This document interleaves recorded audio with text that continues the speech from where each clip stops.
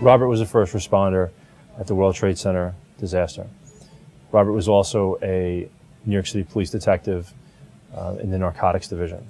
Over the course of his career, he made several hundred arrests, was involved in numerous situations involving guns and other danger, and yet was unscathed, never injured.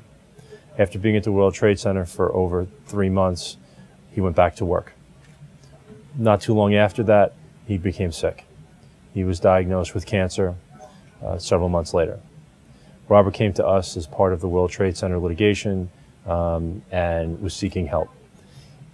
He was unsure if this was something he should do because, like many other first responders, he suffered from survivor's guilt. Survivor's guilt is an issue that has plagued many of the first responders because they lost many of their friends on those particular days, either at the Trade Center or in the days after, and yet they walked away for the most part uninjured. Yet years later, they found themselves to be ill. Robert came to us not only seeking legal advice, but also just advice in general about whether or not he should go forward. Robert, since the World Trade Center disaster, had 3 additional children that he did not have in September of 2001 and was concerned about his family going down the line and the benefits that were available for them. We were able to help Robert.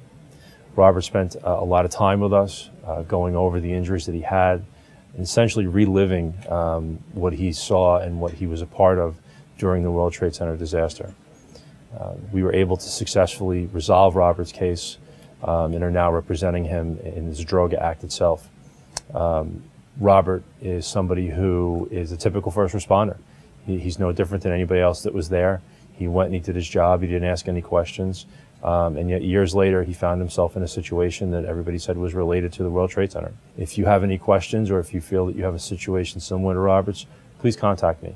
I'd gladly speak to you over the phone or in person anytime about these issues. I'm Matthew McCauley. Thank you so much for watching.